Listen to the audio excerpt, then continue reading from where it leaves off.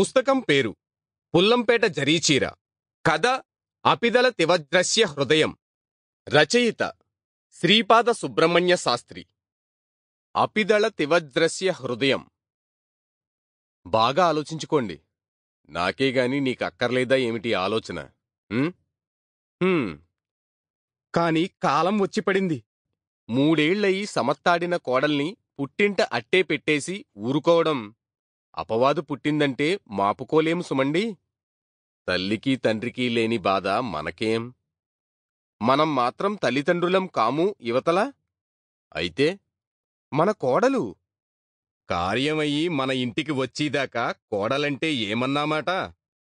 ఇప్పుడు మనకేమీ పూచీలేదు. చల్లగా ఊరుకో. వద్దు సుమండి, తనువులు శాశ్వతాలు కావు. నిజమే, మాట కలకాలం ఉండిపోతుంది. అదీ నిజమే.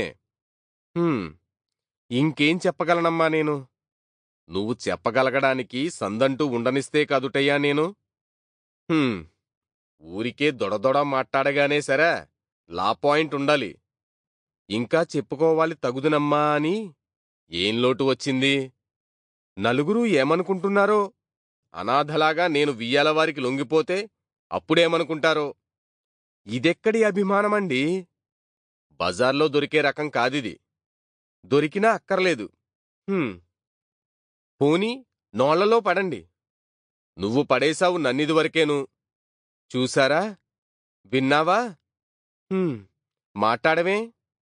రెండో కొడుకు పెళ్లాంతో కాపురం చేసుకుంటూ ఉండటము, పెద్ద కొడుకు అన్నీ ఉండి కూడా ఘోటక బ్రహ్మచారిలాగా. Sample complete. Ready to continue?